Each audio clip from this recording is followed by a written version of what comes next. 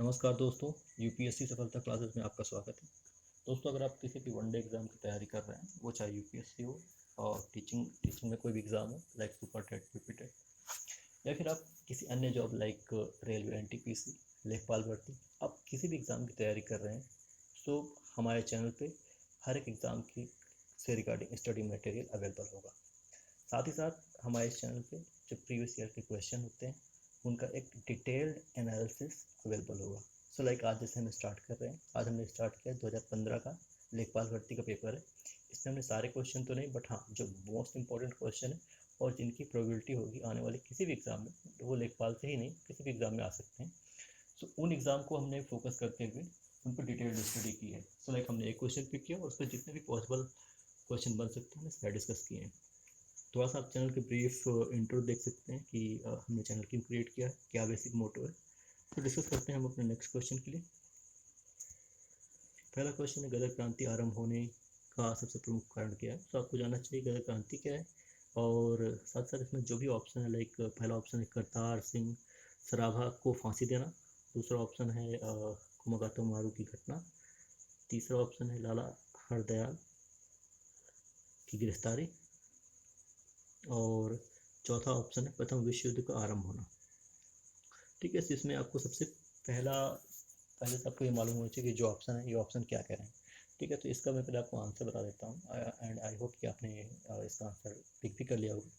तो इसका answer D है, प्रथम विश्व युद्ध का आरंभ होना। अगर देखा जाए तो बेसिकली इसके दो आंसर हैं, प्रथम विश्व युद्ध का आरंभ होना और कुमागातो मारू की घटना।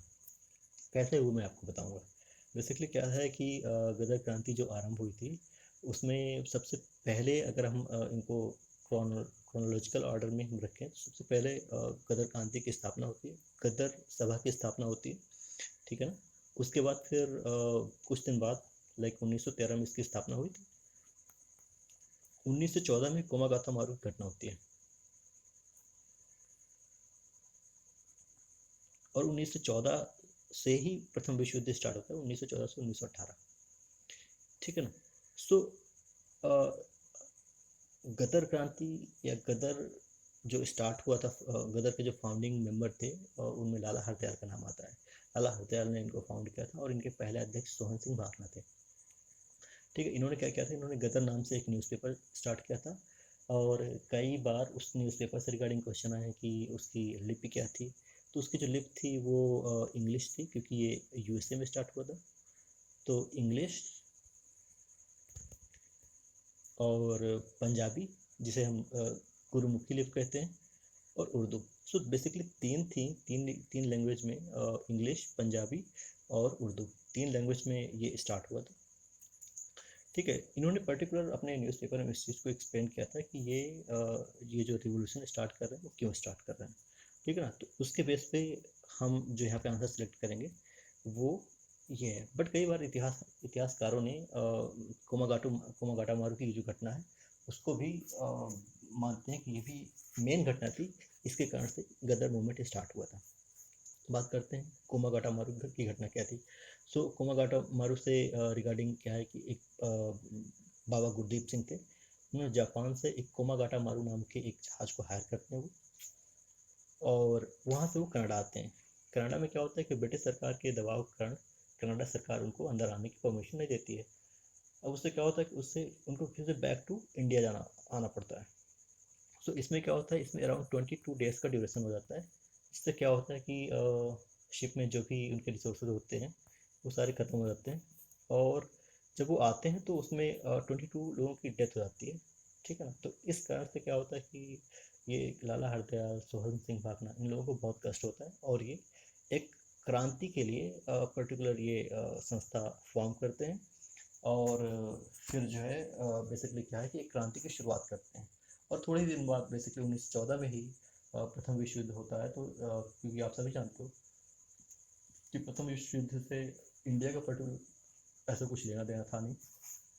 इंडिया ने उसमें पार्टिसिपेट किया था क्योंकि इंडिया उस समय ब्रिटेन के लिए एक टेरिटरी था, ब्रिटेन का यहाँ पे शासन था, और ब्रिटेन ने अन मतलब अनलिंगली इंडिया को उसमें झोंक दिया था, और इंडिया का काफ़ी नुकसान हुआ था क्योंकि इंडिया के सैनिक भी वहाँ पे लड़े थे, तो काफ़ी ज़्यादा जान माल का नुकसान हुआ था।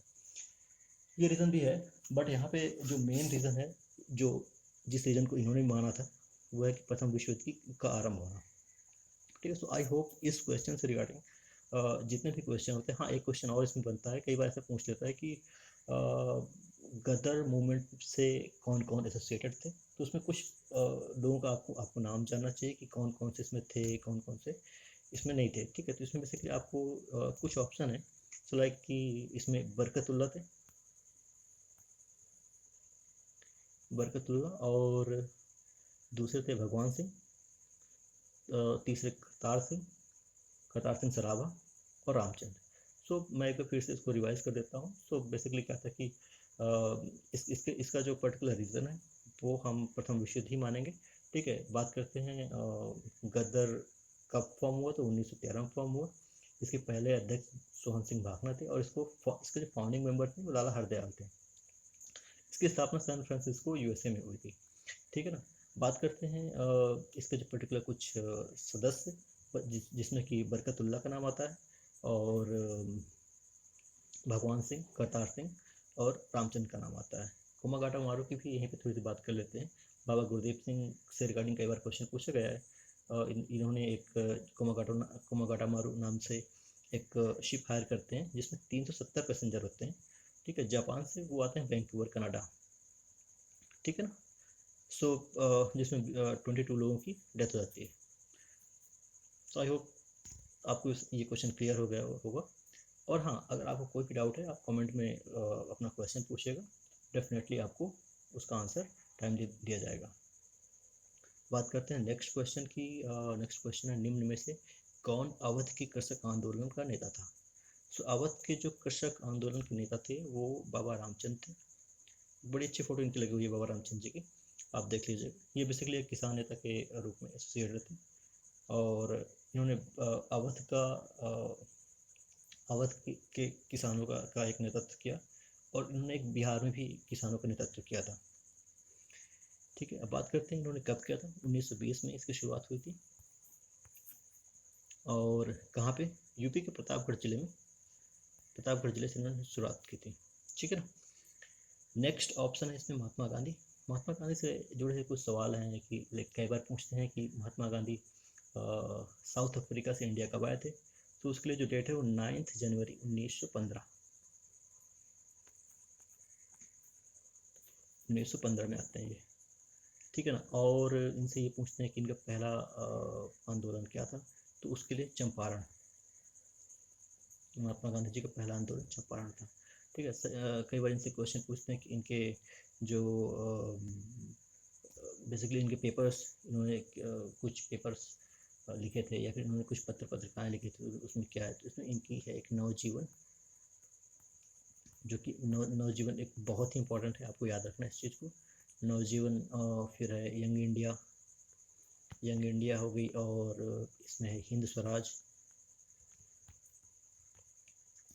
ठीक है ना। तो ये बेसिकली इनकी इम्पोर्टेंट पत्रिकाएँ थी। हाँ, इसमें एक और है हरिजन। हरिजन और हरिजन और यंग इंडिया इनके सबसे ज़्यादा फेमस पत्रिकाओं में से आते हैं। ठीक है ना। यहाँ पे एक ऑप्शन है, नेक्स्ट ऑप्शन है B R Ambedkar. B R Ambedkar से बेसिकली क्वेश्चन पूछते हैं कि लाइक वो कौन से भारतीय थे जिन्होंने तीनों गोल मेज सम्मेलन में भाग लिया था, तो उसके लिए आंसर बनता है हमारा बी आर अम्बेडकर। ठीक है। कई बार इनके जो पत्रिकाएँ हैं वो भी पूछते हैं। तो इनके जो पत्रिकाएँ हैं उनमें सबसे इम्पोर्टेंट है मूक नायक,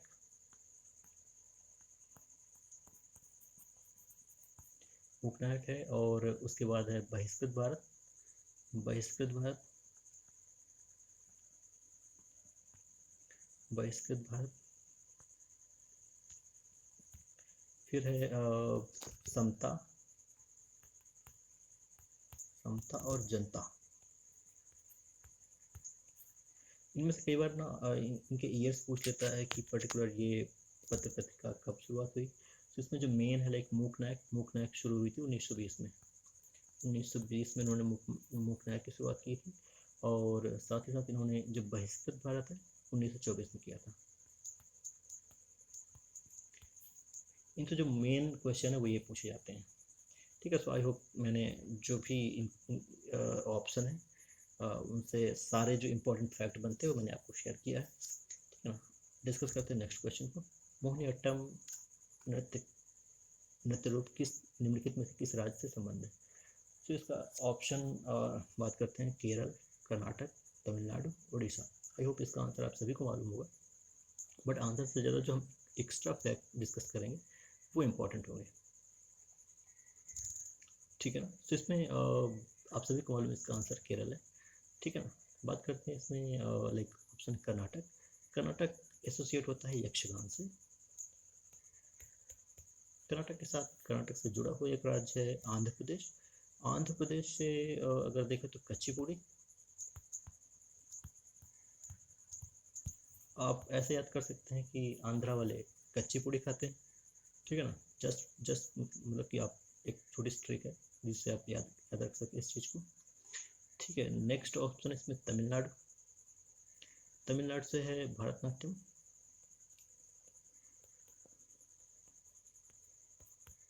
और यहाँ पे अगला ऑप्शन है उड़ीसा। उड़ीसा से ओडिसी है, जो कि आप ऑप्शन देखकर आपको इसका आइडिया मिल जाएगा, ठीक है। सो आई होप आपको इसमें जितने भी ऑप्शन है हमने सारे डिस्कस कर लिए। चलते हैं नेक्स्ट क्वेश्चन की तरफ।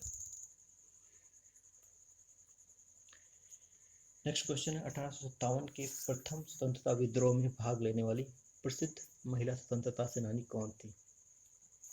खैर इसमें तो ये काफ़ी इजी क्वेश्चन है और आई होप इसमें आप इसको सॉल्व कर लेंगे। इसका आंसर है option number C, Begum Hazrat Mahal.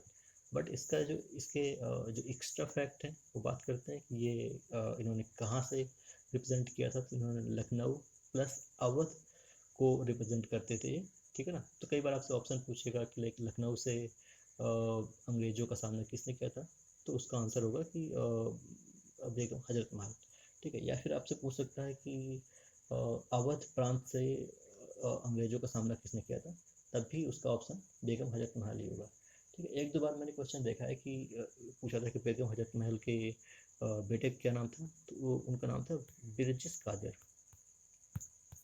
Birjis Qadir, ठीक है ना। सो इनसे रिगार्डिंग ये कुछ एक्स्ट्रा फैक्ट हुए। यहाँ पे नेक्स्ट ऑप्शन है लाइक बीकाजी कामा। बीकाजी कामा को मदर ऑफ इंडियन रिवॉल्यूशन कहा जाता है। इन्होंने जर्मनी में तिरंगा फहराया था। डेफिनेटली अगर हम बात करें आज के तिरंगा, तो वो आज का तिरंगा नहीं था, उससे डिफरेंट था, जिसमें कि वंदे मातरम लिखा हुआ था और फर्स्ट जो था वो रेड था। फर्स्ट रेड था, बीच में एक स्ट्रिप था वो तिरंगा ही, उसमें वंदे मातरम लिखा हुआ था, ठीक है। लास्ट में एक ग्रीन था और जो रेड वाला था उसमें 8 कमल के फूल थे। 8 कमल के फूल थे। तो वो बेसिकली क्या था कि उस समय जो इंडिया में 8 प्रोविडेंस थे, तो वो उनको रिप्रेजेंट कर रहा था और यहाँ पे वंदे मातरम लिखा हुआ था। तो इस पर्टिकुलर तिरंगे से भी एक दो बार क्वेश्चन पूछे गए हैं कि उन पे जो ये 8 कमल थे वो किसको रिप्रेजेंट करते थे। तो आपका आंसर होना चाहिए कि वो भारत के जो 8 प्रोविडेंस थे उस समय उनको रिप्रेजेंट करते थे, ठीक है ना। सो नेक्स्ट इसमें ऑप्शन है सरोजिनी नायडू। काफ़ी इम्पोर्टेंट नाम है हमारे हिस्ट्री के लिए, सरोजिनी नायडू। सरोजिनी नायडू कांग्रेस की प्रथम भारतीय महिला अध्यक्ष थी और इन्होंने 1925 के अधिवेशन में अध्यक्षता की थी। अब आप लोगों के लिए यहाँ पे एक क्वेश्चन है, क्या आप बता सकते हैं कि वो अधिवेशन कहाँ हुआ था? अगर आपको मालूम है तो आप उसको कमेंट में लिखें। बाय द वे अगर आपको नहीं मालूम है तो उसके लिए आप गूगल कीजिएगा या फिर आपके पास वेरियस सोर्सेज है, वहाँ से आप इन्फॉर्मेशन गैदर कीजिए। आप जितना सर्च करेंगे आपकी नॉलेज उतनी ही स्ट्रांग होगी। तो मेरा यही मानना है कि टुगेदर वी लर्न। आप एक काम कीजिए, अगर आपको मालूम है तो आप इसका आंसर कमेंट में लिखिएगा, अगर नहीं मालूम है तो आप इसको सर्च कीजिएगा और कमेंट में लिखिएगा, ठीक है। डिस्कस करते हैं नेक्स्ट क्वेश्चन की। नेक्स्ट क्वेश्चन है NREGP का पूर्ण रूप क्या है? NREGP। तो इसमें जो ऑप्शन है ऑप्शन नंबर बी इसका सही हुआ, राष्ट्रीय ग्रामीण रोजगार गारंटी कार्यक्रम, ठीक है। इसका अगर हम वैसे देखें ये तो एब्रिविएशन है, ठीक है। इसको अगर देखें तो national rural employment guarantee programme, ठीक है। इससे रिगार्डिंग एक्स्ट्रा फैक्ट ये हो सकता है कि लाइक इसकी स्थापना या फिर ये कब शुरू किया गया ये कार्यक्रम, तो 2006 में इसको शुरू किया गया। ठीक है ना, तो ये आपको जानकारी रखना है। क्वेश्चन पूछ सकता है क्योंकि ये इंपॉर्टेंट क्वेश्चन है। ठीक है ना, हमने सिर्फ इंपॉर्टेंट क्वेश्चन ही इसमें सेलेक्ट किए हैं। दोस्तों अगर आपको वीडियो पसंद आ रहा है तो आप प्लीज़ वीडियो लाइक कीजिएगा और आपके जो भी स्टडी ग्रुप्स हैं आप उनमें इसको शेयर कीजिएगा। डिस्कस करते हैं नेक्स्ट क्वेश्चन को। निम्नलिखित में से किसको लोकनायक के नाम से जाना जाता है? तो इसका ऑप्शन है Jayaprakash Narayan, Chittaranjan Das, Ashutosh Mukherjee, CF Andrews. So I hope आपने अपना आंसर किया होगा। इसका ऑप्शन है option number A, Jayaprakash Narayan को लोक नायक के नाम से जाना जाता है। साथ में जो इसमें एक्स्ट्रा जो ऑप्शन दिए हुए इनको भी किसी न किसी नाम से जाना जाता है, मतलब इनका सबका कुछ ना कुछ निक नेम है। डिस्कस करते हैं इनमें किसका क्या निक नेम है। चित्तरंजन दास को कहा जाता है देशबंधु, देशबंधु, ठीक है ना। और CF एंड्रोस को कहा जाता है दीनबंधु।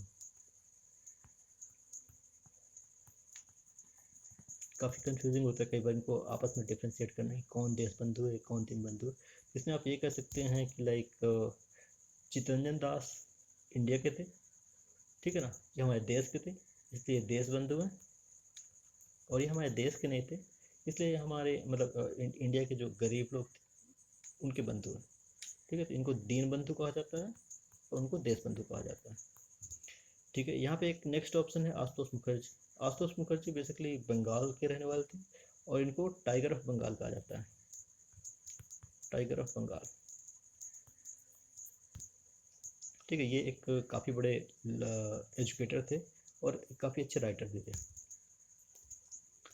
ठीक है, नेक्स्ट क्वेश्चन की बात करते हैं। निम्नलिखित में से कौन विश्व बैंक का अध्यक्ष है? डेफिनेटली ये 2015 का क्वेश्चन है तो अब इसकी कोई वैल्यू नहीं है, बट डेफिनेटली इससे रिगार्डिंग हम कुछ क्वेश्चन और डिस्कस करेंगे। लाइक अगर हम बात करें अभी कौन है विश्व बैंक के अध्यक्ष, तो अभी इस समय जो विश्व बैंक के अध्यक्ष हैं वो डेविड मलपास हैं, डेविड मलपास।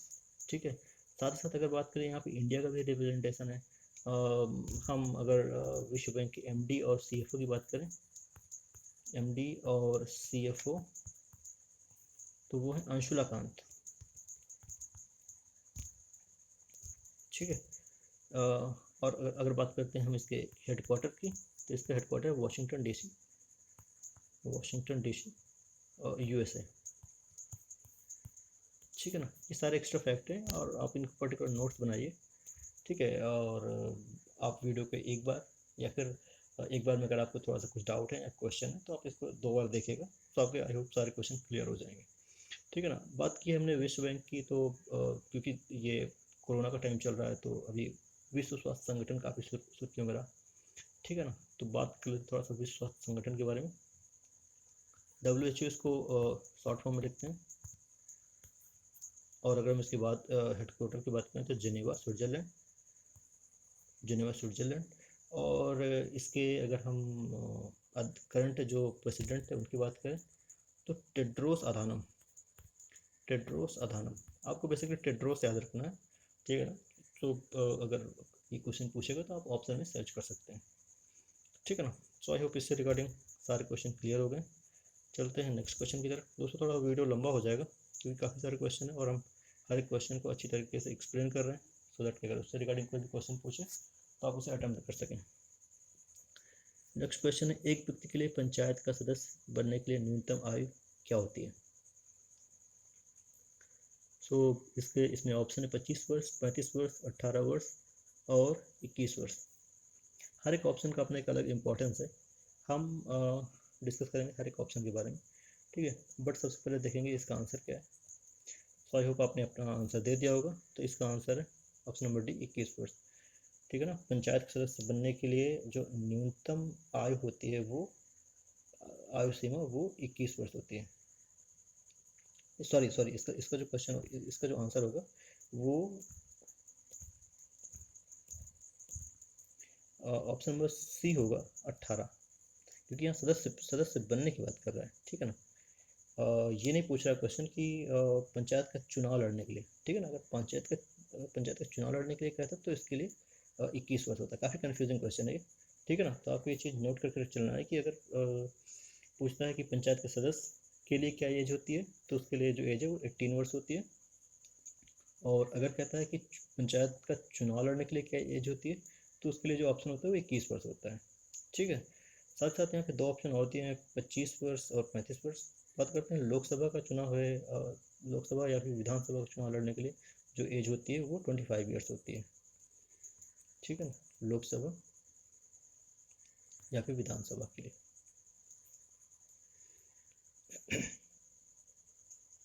यहाँ पे 35 ईयर्स है, वो डिस्कस करते हैं। 35 ईयर्स बेसिकली इंडिया के कोई लाइक प्रेसिडेंट है या फिर सुप्रीम कोर्ट के जो जज हैं, उनके लिए जो मिनिमम एज का क्राइटेरिया है वो 25 ईयर्स है। साथ ही हम डिस्कस कर लेते हैं राज्यसभा के लिए क्या एज होती है। कई बार एक क्वेश्चन पूछा गया है कि राज्यसभा के सदस्यों के लिए मिनिमम एज क्या होती है, तो उसके लिए होता है 35 ईयर्स, सॉरी उसके लिए 30 वर्ष। राज्यसभा के लिए 30 वर्ष होता है। फिर से एक बार रिवाइज करते हैं।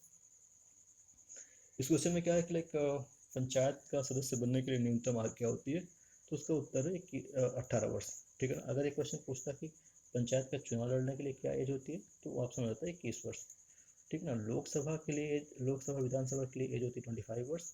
और अगर वहीं पे हम राज्यसभा की बात करें तो राज्यसभा के लिए 30 वर्ष, ठीक है।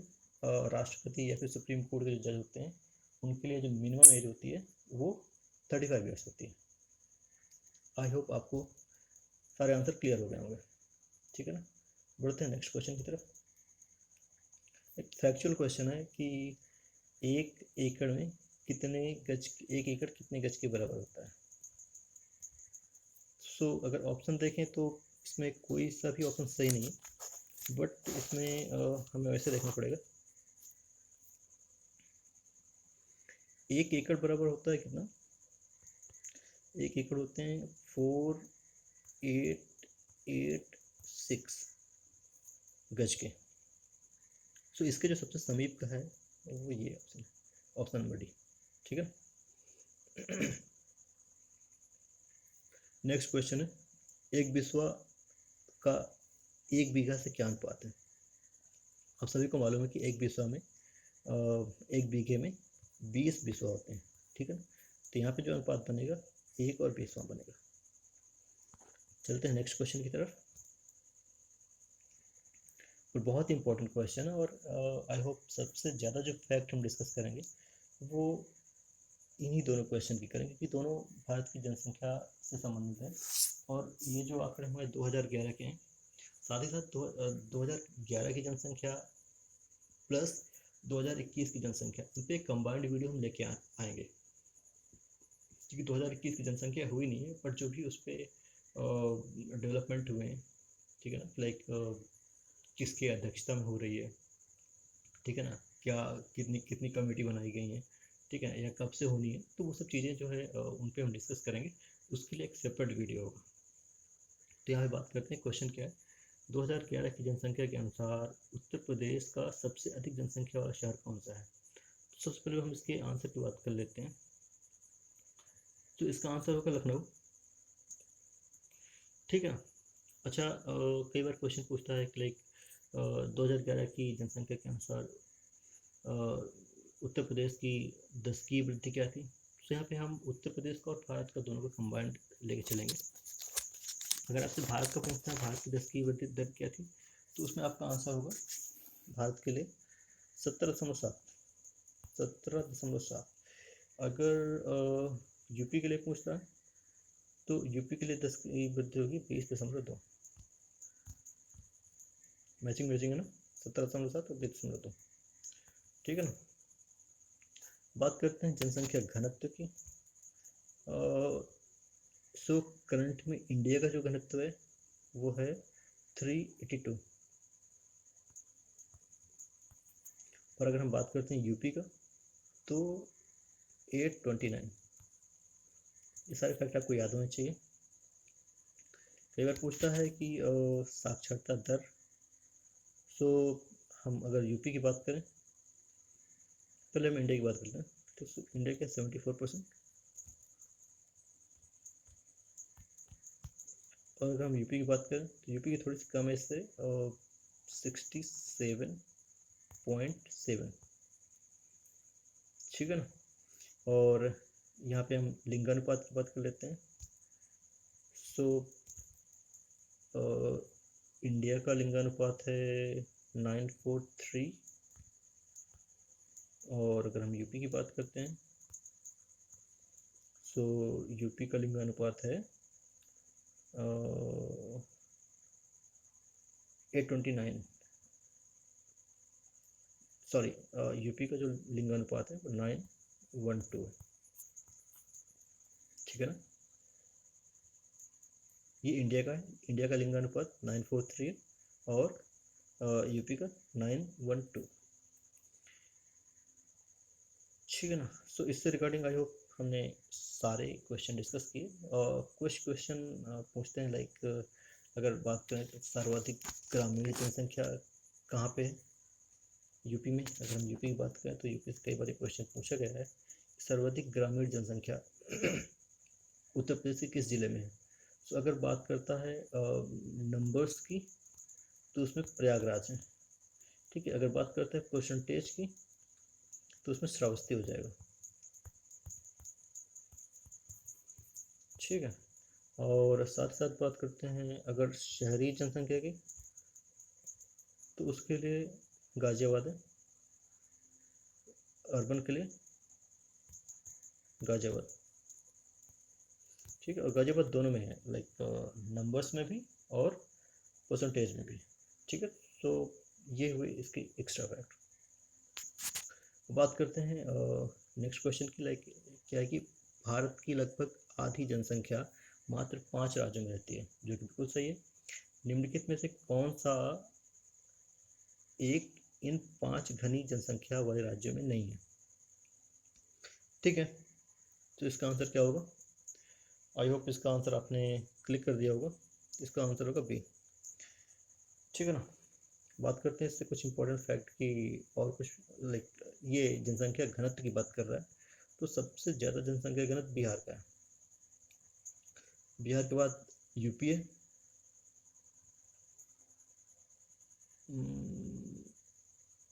नहीं सबसे ज़्यादा बिहार का है, ठीक है ना। उसके बाद पश्चिम बंगाल है, फिर यूपी है, ठीक। इसमें थोड़ा सा मुझे डाउट है, आप एक बार देख लीजिएगा, ठीक है। बाकी हम एक काम करेंगे, जो भी जनसंख्या का वीडियो होगा उसमें हम आपको बेटर इन्फॉर्मेशन या जो भी जो अपडेट डेटा है हम उस पर आपको एक बार क्लैरिटी दे देंगे, ठीक है ना। बट इसका आंसर डेफिनेटली इस क्वेश्चन का जो आंसर है, इस क्वेश्चन का आंसर केरल है, ठीक है ना। और यहाँ पे बिहार बिहार की जो जनसंख्या घनत्व है वो भारत में सबसे ज़्यादा है, ठीक है ना।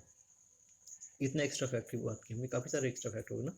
अब डिस्कस करते हैं, एक बार फिर से इनको रिवाइज कर लेते हैं, ठीक है ना। हमने क्या बात की, लाइक कि 10 की जनसंख्या 10 की वृद्धि कितनी थी, तो 10 की थी, अगर हम बात करते हैं यूपी के लिए तो वो थी 20.2, और इंडिया के लिए कितनी थी 17.7, ठीक है ना। और अगर बात करते हैं लिंगानुपात, तो लिंगानुपात यूपी का था 912, और इंडिया का लिंगानुपात था 943, ठीक है ना। जनसंख्या घनत्व इंडिया का 382 था, और अगर हम बात करते हैं यूपी की तो 829, ठीक है ना। नंबर्स मैचिंग है। चलिए ये हो गया एक्स्ट्रा फैक्ट, और जनसंख्या पे हम एक अलग सेपरेट वीडियो लेके आएंगे जिसपे आपको सारी इन्फॉर्मेशन मिल जाएगी, ठीक है ना। चलते हैं नेक्स्ट क्वेश्चन की तरफ।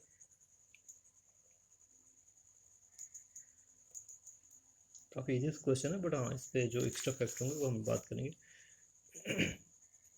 एमजी नरेगा के अंतर्गत सामग्री संगठक के मामले में केंद्र और राज्य सरकार द्वारा दिए गए विधिकरण का अनुपात क्या है। तो बेसिकली ये पूछ रहा है कि जो भी अनुदान होता है केंद्र और राज्य के बीच में क्या परसेंटेज होता है, क्या अनुपात होता है, ठीक है। तो इसका जो अनुपात होता है 75/25 होता है, 75 75% जो है केंद्र सरकार खर्च करती है, 25% यूपी सरकार खर्च करती है, या स्टेट गवर्नमेंट खर्च करती है।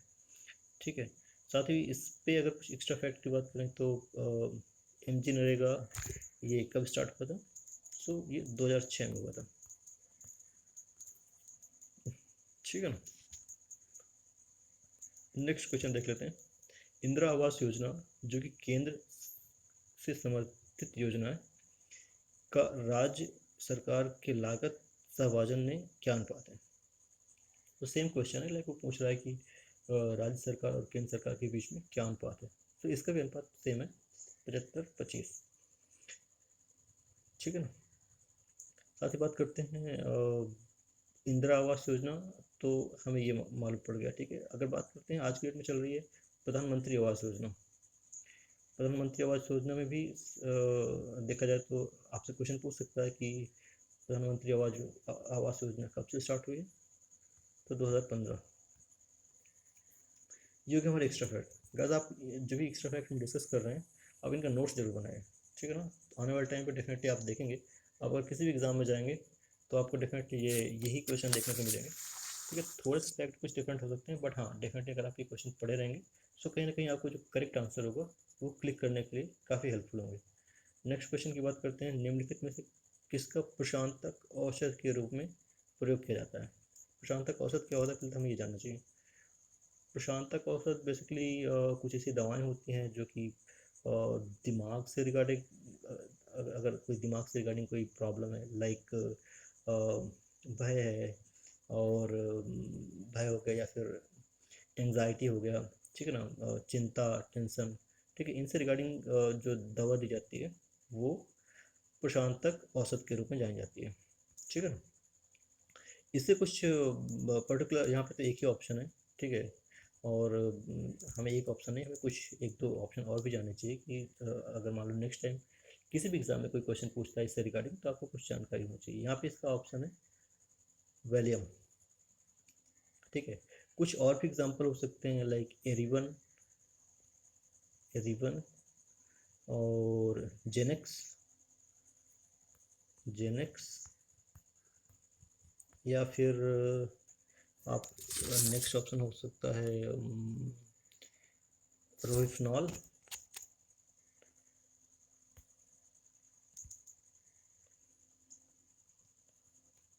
रोहिफिनॉल। ठीक है ना। सो बेसिकली इस क्वेश्चन से रिगार्डिंग आई होप इतने ही जो एक्स्ट्रा फैक्ट बनते हैं वो हमने डिस्कस कर लिया है। ठीक है। चलते हैं नेक्स्ट क्वेश्चन की तरफ। काफ़ी अच्छा क्वेश्चन है। उत्तर प्रदेश रेलवे का मुख्यालय कहाँ पर स्थित है? सभी को मालूम होगा। ठीक है। और काफ़ी इजी क्वेश्चन है। उत्तर मध्य रेलवे का मुख्यालय कहाँ पर स्थित है? इलाहाबाद, इलाहाबाद। ठीक है। जो कि आज की डेट में प्रयागराज कहा जाता है। ठीक है। साथ ही साथ आपसे इससे जुड़ा क्वेश्चन पूछ सकता है कि उत्तर पूर्व रेलवे का मुख्यालय कहाँ पे? तो उसका ऑप्शन हो जाएगा आपका गोरखपुर।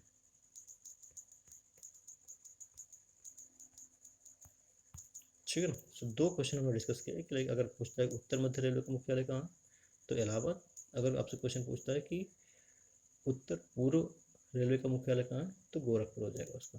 ठीक है ना। ये दोनों बड़े इंपॉर्टेंट है और कई सारे एग्जाम में पूछे जा चुके हैं। ठीक है ना। चलो नेक्स्ट क्वेश्चन देखते हैं। उत्तर प्रदेश के उच्च न्यायालय के मुख्य न्यायाधीश की नियुक्ति कौन करता है? ठीक है। क्वेश्चन थोड़ा सा कंफ्यूज करने की कोशिश की गई है। उत्तर प्रदेश के उच्च न्यायालय के मुख्य न्यायाधीश की नियुक्ति कौन करता है? तो उत्तर प्रदेश हो या फिर कोई भी न्यायालय हो, उसके जो न्यायाधीश की नियुक्ति होती है वो राष्ट्रपति करते हैं। ठीक है ना।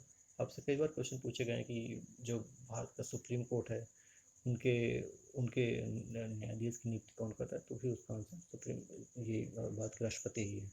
ठीक है ना। चलो जो भी हमने एक्स्ट्रा फैक्ट थे डिस्कस किए।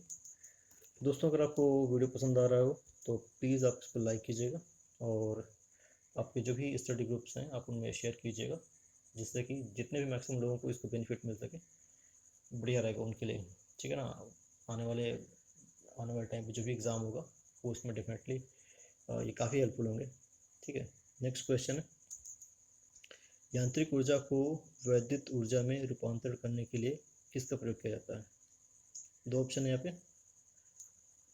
और सबसे ज़्यादा जो कंफ्यूजन क्रिएट होता है इन्हीं ऑप्शन में होता है, विद्युत मोटर और डायनामो। एक चीज़ आपको हमेशा नोटिस करना है कि लाइक जो ऑप्शन पहले हो, ठीक है, अगर यहाँ पे विद्युत ऊर्जा को यांत्रिक ऊर्जा में कहता तो हम इसका ऑप्शन होता विद्युत मोटर, ठीक है, या मोटर, कई बार मोटर भी पूछ देता है, ठीक है। लेकिन अगर यांत्रिक ऊर्जा की बात करता है तो यांत्रिक ऊर्जा को डायनामो परिवर्तित करता है, ठीक है। नेक्स्ट ऑप्शन बात करते हैं बैटरी। एक दो बार क्वेश्चन पूछा गया कि बैटरी से बेसिकली कौन सी ऊर्जा का परिवर्तन होता है, तो इसमें जो केमिकल एनर्जी होती है, रासायनिक ऊर्जा को विद्युत ऊर्जा में परिवर्तित करता है, ठीक है। माइक्रोफोन की बात करते हैं। सो माइक्रोफोन बेसिकली क्या करता है, ये ध्वनि ऊर्जा को विद्युत ऊर्जा में कन्वर्ट करता है। अब यहाँ पर इससे रिगार्डिंग ना एक दो फैक्ट है, माइक्रोफोन और लाउड स्पीकर में काफ़ी डिफरेंस होता है। तो पहली चीज़ तो आपको ये मालूम होना चाहिए, लाउड स्पीकर क्या करता है, वो विद्युत ऊर्जा को साउंड में कन्वर्ट करता है, ठीक है ना। और माइक्रोफोन क्या करता है, साउंड को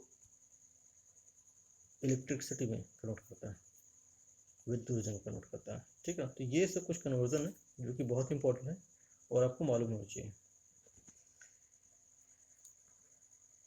नेक्स्ट क्वेश्चन है, उपराष्ट्रपति को अपने कार्यकाल समाप्त होने से पूर्व अपने पद से हटाने का अधिकार निम्नलिखित में किसके पास होता है? अच्छा क्वेश्चन है। तो गाइस इसका आंसर हो जाएगा राष्ट्रपति, ठीक है। एक फैक्चुअल क्वेश्चन है, तो आई होप इस पे ज़्यादा फैक्ट बनते नहीं है। चलते हैं नेक्स्ट क्वेश्चन की तरफ, वीडियो काफ़ी लंबा होता जा रहा है। एक ग्राम पंचायत में ग्राम के वार्डों से चुने हुए कितने सदस्य होते हैं जिन्हें पंच कहा जाता है? अब देखो यहाँ पे क्या है कि पंच, तो डेफिनेटली जिन लोगों ने पढ़ा नहीं होगा वो ये इन दोनों में से किसी को क्लिक कर देंगे, ठीक है, क्योंकि 5 इसी में आ रहा है, ठीक है। बट इसका जो ऑप्शन ये नहीं होगा, ठीक है, इसका जो करेक्ट आंसर होगा 717, ठीक है ना। सो एक ग्राम पंचायत में ग्राम के वार्डों से चुने हुए 7 से 17 सदस्य होते हैं जिन्हें पंच कहा जाता है, ठीक है, ये इसका आंसर होगा। चलते हैं नेक्स्ट क्वेश्चन की तरफ। अच्छा क्वेश्चन है, काफ़ी सारी चीज़ें आपको जाननी पड़ेंगी। अगर आप लेखपाल भर्ती के लिए जा रहे हो तो डेफिनेटली ये जो वोकेबलरी है आपको मालूम होना चाहिए कि पंचनामा किसे कहते हैं, जमाबंदी किसे कहते हैं, खतौनी क्या होती है और गिरदावरी क्या होती है, ठीक है ना। थोड़ा थोड़ा आपको इसमें हम एक्सप्लेन करेंगे। पंचनामा बेसिकली क्या होता है, और पहले तो इसका आंसर जान लेते हैं। अगर आपको मालूम है तो आई होप आपने इसको आंसर कर दिया होगा। इसका आंसर सी होगा, खतौनी, ठीक है ना। अब साथ में ये जो वोकेबलरी दी हुई है इनसे रिगार्डिंग कुछ बातें कर लेते हैं और जो भी हमारे एक्स्ट्रा फैक्ट हैं वो डिस्कस कर लेते हैं। पंचनामा क्या होता है? पंचनामा एक विटनेस रिकॉर्ड होता है, विटनेस रिकॉर्ड, ठीक है ना।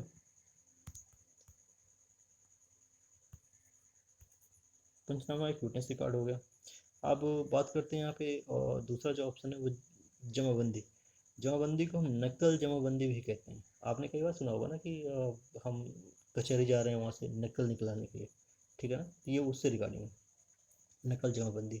और इसमें क्या होता है, इसमें जो भूस्वामी होते हैं ना, भूस्वामी का रिकॉर्ड होता है कि पर्टिकुलर ज़मीन किन के नाम से है ना, तो इसमें जो रिकॉर्ड होगा वो भूस्वामी का होगा। खतौनी का तो आंसर मैंने आपको बता ही दिया कि भू कृषि का रिकॉर्ड किस में होता है, खतौनी में होता है। गिरदावरी क्या होती है? गिरदावरी का जो पूरा नाम होता है बेसिकली क्या होता है, खसरा गिरदावरी के नाम से कहते हैं, खसरा गिरदावरी, ठीक है ना। और इसमें बेसिकली क्या किया जाता है, इसमें भूमि और फसल का रिकॉर्ड रखा जाता है, भूमि और फसल का, ठीक है ना। बेसिकली इसी के अंतर्गत ये आते हैं कि पर्टिकुलर किस एरिया में कितनी भूमि बंजर है, ठीक है ना, कितनी ऊसर है, ठीक है ना, तो वो गिरदावरी एक खसरा में उसका रिकॉर्ड होता है, ठीक है ना। सो इसका जो पर्टिकुलर जो आंसर है वो ऑप्शन नंबर सी है, ठीक है जी। चलते हैं नेक्स्ट क्वेश्चन की तरफ। अच्छा क्वेश्चन है, और जो लास्ट वीडियो हमने अपने चैनल पे अपलोड किया था उसमें हमने डिस्कस किया था तुंगभद्रा रिवर के बारे में, जो कि कृष्णा की सहायक नदी, ठीक है ना। और जो भी उसके एक्स्ट्रा फैक्ट थे वो हमने डिस्कस किए थे, ठीक है। यहाँ पे एक और भी नदी आ गई, काबनी, हेमावती और अमरावती। कौन सी नदी की सहायक नदियाँ हैं? ठीक है, इसमें ऑप्शन है कृष्णा, कावेरी, गोदावरी और महानदी। अगर आपको मालूम होगा तो आपने अब तक इसका आंसर कर दिया होगा, ठीक है। तो इसका जो सही ऑप्शन है वो ये तीनों कावेरी की सहायक नदियाँ हैं, ठीक है। और एक सबसे चीज़ ये जो अमरावती नदी है, अमरावती नदी कावेरी की सबसे बड़ी ट्रिब्यूटरी है, मतलब सबसे बड़ी सहायक नदी है, ठीक है। बात करते हैं गंगा नदी की। अगर क्वेश्चन पूछता है, एक दो बार क्वेश्चन आया है कि गंगा नदी की सबसे बड़ी सहायक नदी क्या है, ठीक है, तो उसमें जो आंसर होगा यमुना, ठीक है ना। अगर क्वेश्चन पूछता है भारत की सबसे बड़ी सहायक नदी क्या है, तब भी यमुना ही है, ठीक है ना। और इस क्वेश्चन पे आते हैं कि काबनी, हेमवती और अमरावती किसकी सहायक नदी है, तो उसका आंसर होगा कावेरी, ठीक है। अब कावेरी से रिगार्डिंग कुछ फैक्ट देख लेते हैं, कावेरी का पर्टिकुलर उद्गम कहाँ से होता है, ठीक है ना। कई बार क्वेश्चन पूछा गया है कावेरी का उद्गम कहाँ से होता है, तो कावेरी का उद्गम आप देख सकते हैं ना यहाँ पे मैप में, कहाँ पे, ये कावेरी है, ये कावेरी रिवर है, ठीक है। थोड़ा सा मैप में जूम कर देता हूँ जिससे कि आपको ये सारी चीज़ सही से दिख जाए। ये देखिए, ठीक है ना। सो ये पर्टिकुलर ये पार्ट जो कहलाता है हमारा वेस्टर्न घाट कहलाता है, ठीक है ना। और आप अब देख रहे हैं कि वेस्टर्न घाट से कितनी सारी नदियाँ निकल रही हैं, कावेरी है, कृष्णा है, गोदावरी है, ताप्ती है, ताप्ती यहाँ पे, ठीक है ना। तो सारी नदियाँ कहाँ से निकल रही हैं, कृष्णा घाट, सॉरी, पश्चिमी घाट से निकल रही हैं, वेस्टर्न घाट से निकल रही हैं, ठीक है ना। और अगर आपसे पूछे कि कहाँ पे जा रहे हैं, ताप्ती को छोड़ करके ये सारी नदियाँ बे ऑफ बंगाल में जा रही हैं, ठीक है ना, बे ऑफ बंगाल में गिरती हैं, यहाँ पे देखिए, ठीक है। ठीक है, नेक्स्ट अगर बात करते हैं कावेरी की, तो कावेरी अगर देखा जाए तो ये इसका जो उद्गम है वो पश्चिमी घाट में होता है, ब्रह्मगिरी की पहाड़ियाँ हैं यहाँ पे, ब्रह्मगिरी की पहाड़ियाँ हैं, वहाँ से इसका उद्गम होता है। और ये पर्टिकुलर अगर देखा जाए तो किस स्टेट में पड़ता है, कर्नाटक, ठीक है ना। आपने कई बार सुना होगा कर्नाटक में और तमिलनाडु में जो विवाद चलता है, कावेरी जल विवाद, ठीक है ना। तो इधर तमिलनाडु है और इधर कर्नाटक है, ठीक है ना, साइड में यहाँ पे केरला है। तो इनके बीच में कावेरी को लेकर काफ़ी जल विवाद होता है, ठीक है। और उस पर भी सुप्रीम कोर्ट की कुछ डिसीजन भी आए हैं, सो इम्पोर्टेंट क्वेश्चन बनता है, ठीक है। बात करते हैं और कावेरी से कि अगर इस पर कौन सा बांध है, तो इस पर देखा जाए तो एक तो कृष्ण कृष्ण राज सागर बांध है, कृष्ण राज सागर बांध पड़ता है, और दूसरा मैतूर बांध पड़ता है, मैतूर बांध, मैतूर बांध कावेरी नदी पे है। तो हमने बात की दो पर्टिकुलर बांध की, कृष्ण राज सागर बांध और मैतूर बांध, ठीक है। अब बात करते हैं नेक्स्ट, दूसरा ऑप्शन जो है यहीं पे गोदावरी। गोदावरी देखा जाए तो भारत की दूसरी सबसे भारत की दूसरी सबसे बड़ी नदी है ये, अगर भारत की बात करते हैं ना, देखो यहाँ से, है ना, भारत की सबसे पहली बड़ी सबसे नदी क्या है, गंगा है, ठीक है ना। तो गोदावरी जो है, क्योंकि हमारे ऑप्शन में भी गोदावरी है, ठीक है ना, तो उससे रिगार्डिंग जो एक्स्ट्रा फैक्ट है वो भी डिस्कस कर लेते हैं, ठीक है ना। सो अगर बात करते हैं गोदावरी की, गोदावरी कहाँ से निकलती है, तो त्र्यंबकेश्वर पहाड़ी नासिक में है, वहाँ से निकलती है, ठीक है ना। और ये दक्षिण भारत की अगर बात करें, ये जो हमारा साउदर्न इंडिया है तो उसकी सबसे बड़ी नदी है ये, ठीक है ना, ये सबसे बड़ी नदी हो जाती है। लेकिन अगर बात करें कावेरी की, तो कावेरी का अगर स्थान देखा जाए तो कावेरी आई थिंक फोर्थ में आती है ना, गंगा, गोदावरी, ब्रह्मपुत्र, कृष्णा और कावेरी पाँचवें नंबर पर आती है, ठीक है, इसका पाँचवा स्थान है, ठीक है। कावेरी से एक फैक्ट और भी है कि अगर क्वेश्चन आपसे पूछता है कि दक्षिण भारत की एकमात्र सदा नीरा, यानी कि जिसमें साल भर पानी रहता है, जैसे यहाँ पे गंगा है, जमुना है, ठीक है ना, अगर ऐसी कोई नदी है तो दक्षिण भारत की सिर्फ कावेरी है, ठीक है, सदा नीरा नदी कावेरी है, ठीक है। अब इसमें और क्या एक्स्ट्रा फैक्ट बन सकते हैं,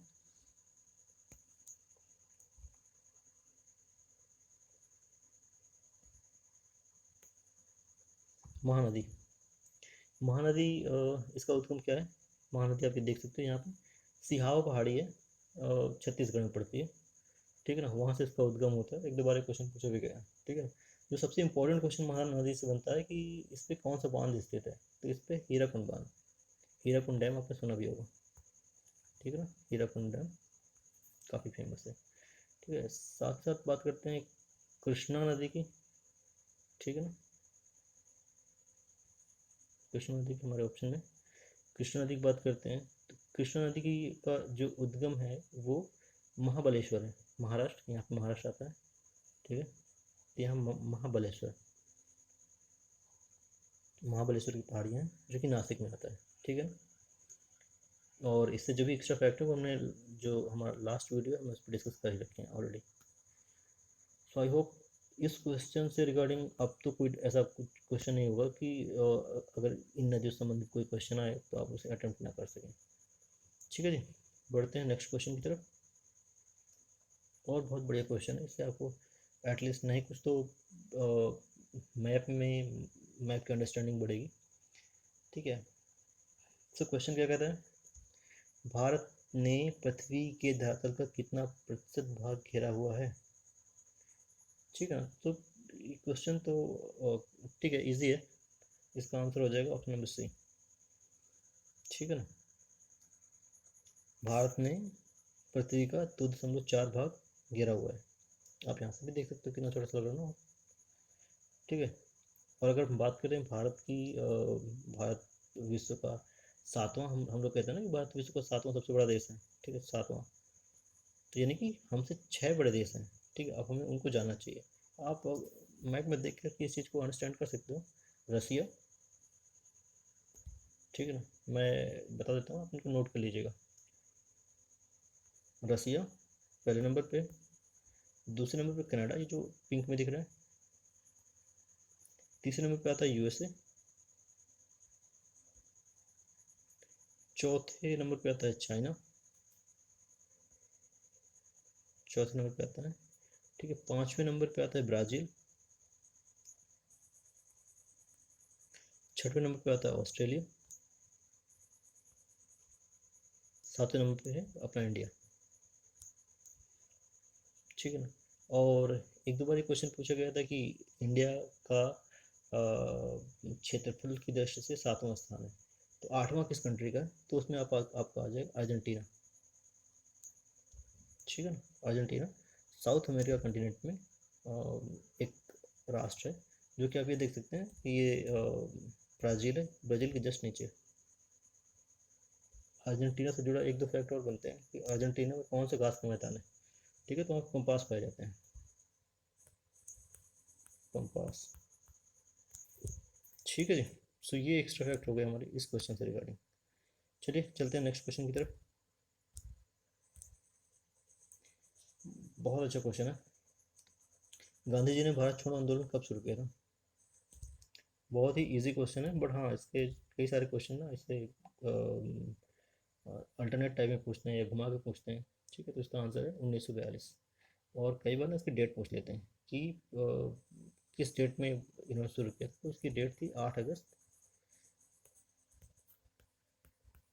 8 अगस्त 1942। एक दो बार पूछा था क्वेश्चन इन्होंने कि भारत छोड़ो आंदोलन का रीज़न क्या था, ठीक है। तो भारत छोड़ो आंदोलन था क्रिस्प मिशन की असफलता, क्रिस्प मिशन की असफलता, ठीक है ना। और एक चीज़ आपको एक्स्ट्रा फैक्ट में, या फिर आप, चलो आपके लिए क्वेश्चन देता हूँ, ठीक है ना, कि आपको बताना है कि भारत छोड़ो आंदोलन में महात्मा गांधी जी ने कौन सा नारा दिया था, आपको इनका नारा बताना है, ठीक है ना। और बहुत इंपॉर्टेंट क्वेश्चन है, और मुझे लगता है कि 3-4 बार यूपीएससी के एग्ज़ाम में पूछा गया है, ठीक है। सो आप बेसिकली देखा, अगर आप किसी भी एग्ज़ाम की तैयारी कर रहे हो तो ये नहीं कि ये पर्टिकुलर क्वेश्चन यूपीएससी के लिए है तो आपके लिए नहीं है। हाँ देखो, क्वेश्चन तो जीएस का क्वेश्चन तो जीएस जिस भी एग्ज़ाम में वो कहीं से भी पूछ सकता है, ठीक है ना। तो अब आपके लिए क्वेश्चन है कि महात्मा गांधी जी ने भारत छोड़ो आंदोलन में कौन सा नारा दिया था, ठीक है। आप अपने आंसर कमेंट में दीजिएगा। साथ ही साथ मैं क्या करूँगा, जो हमारा नेक्स्ट वीडियो आएगा इसी सीरीज़ का, उसमें मैं आपको ये जो भी क्वेश्चन मैं आपसे आपके एक प्रकार से होमवर्क सीरीज दे रहा हूँ, मैं आपको उसमें नेक्स्ट क्वेश्चन आपको जो भी इनके आंसर होंगे वो आपको मैं कमेंट में दे दूँगा, या फिर जो हम नेक्स्ट वीडियो लाएंगे उसमें हम डिस्कस करेंगे। ठीक है, साथ साथ क्या करेंगे कि जो भी हम नेक्स्ट वीडियो लाएंगे उसमें ये इन क्वेश्चन को डिस्क्रिप्टिव तो नहीं, बट हाँ एक बार गो थ्रू कर लेंगे, मतलब 4 से 5 मिनट लगेंगे, एक बार सारे गो थ्रू कर लेंगे, तो इससे क्या होगा कि आपका एक बार रिवाइज हो जाएगा। ठीक है, तो हमारे चैनल में आपको रिवाइज करने के लिए भी अच्छी सुविधा रहेगी। हम जो भी एक नई सीरीज़ लाएंगे, जो हमने प्रीवियस क्लास की है उस पर हम रिवाइज करेंगे। ठीक है ना, चलते हैं नेक्स्ट क्वेश्चन की तरफ। बहुत ही अच्छा क्वेश्चन है, और ये लेखपाल में पूछा गया था, और एक मुझे लगता है 2 बार ये क्वेश्चन पीछे से पूछा गया था। ठीक है ना, शहरों के बाहर आर्थिक सुअवसर बनाने के लिए, यहाँ पे मॉडल का नाम लिखना है। मॉडल शहरी आधारभूत संरचना और सेवाएं ग्रामीण केंद्रों में स्थापित करने का प्रस्ताव रखते हैं। कौन सा मॉडल है वो? पूरा मॉडल है, गांधीवादी है, एलपीजी है, महाल बोनिस है, महाल नोबिस, सॉरी, महाल नोबिस। ठीक है ना, तो इसका जो आंसर होगा पूरा मॉडल होगा। ठीक है, पूरा का जो फुल फॉर्म कई बार पूछा गया है, मतलब वही है ना कि क्वेश्चन देखो सेम क्वेश्चन तो रिपीट नहीं करता, बट उस क्वेश्चन से मैचिंग कुछ दे देता है। तो 1-2 बार ये क्वेश्चन पूछा गया कि पूरा का फुल फॉर्म क्या है, तो इसका होता है providing urban amenities to rural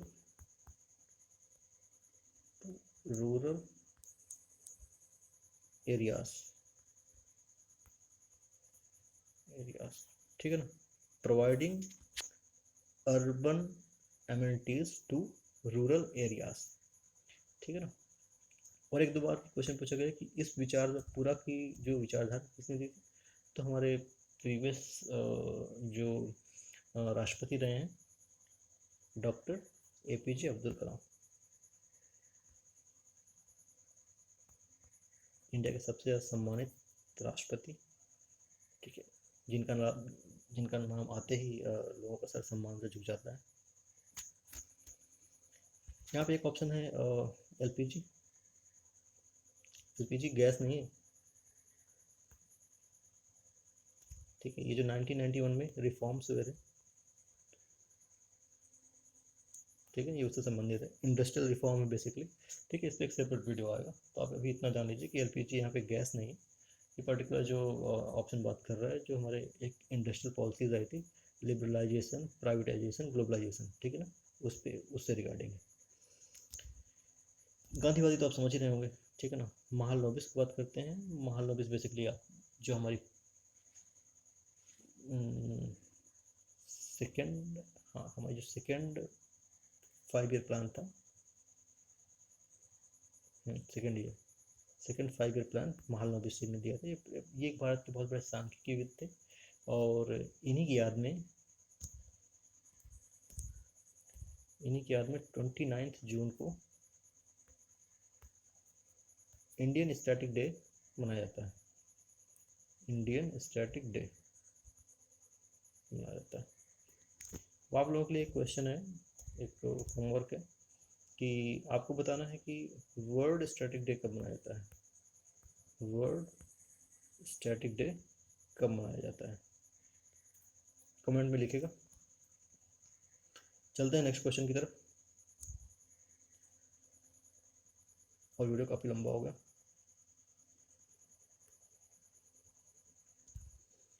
next question, कौन सी उपभाषा राज्य के पश्चिमी भागों, जिसमें बेसिकली रोहिलखंड है और ऊपरी दोआब में बोली जाती है? इसमें इसका आंसर है खड़ी बोली। आपको ये चीज़ जानना है कि रोहिलखंड में कौन कौन से एरिया आते हैं, तो इसमें बेसिकली मुरादाबाद है और बरेली वाला एरिया इसमें आता है। ठीक है ना, नेक्स्ट क्वेश्चन बात करते हैं। ये काफ़ी अच्छा क्वेश्चन है, और आप कोई बुक देख लो, आपको ये क्वेश्चन का आंसर बहुत ही मुश्किल मिलेगा। ठीक है ना, उत्तर प्रदेश में एक वर्ष में न्यूनतम कितनी ग्राम सभा की मीटिंग अनिवार्य होनी चाहिए?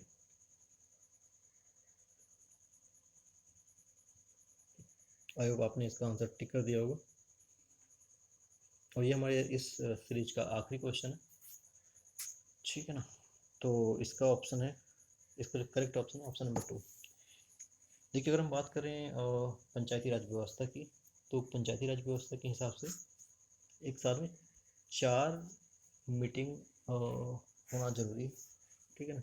न्यूनतम जो ग्राम सभा में मीटिंग होती है या बैठकें होती हैं 4 जरूरी है, ठीक है। बट ये क्योंकि स्टेट उसमें आता है, स्टेट सब्जेक्ट है, तो हर एक स्टेट अपना अलग अलग बनाते हैं। जैसे पश्चिम बंगाल को देखें तो पश्चिम बंगाल के भी 2 हैं, ठीक है। 2 वहाँ पे भी है कि 2 सभाएं होनी चाहिए, कम से कम, मतलब साल में 2 सभाएं होनी जरूरी है, ठीक है। सेम जैसे कि हमारे राज्यसभा और लोकसभा और राज्यसभा में होता है, सेम सेम कॉन्सेप्ट यूपी में भी है। तो अगर हम बात करें ग्राम सभाओं में, तो ग्राम सभा में कम से कम साल में 2 बैठकें अनिवार्य हैं, ठीक है ना।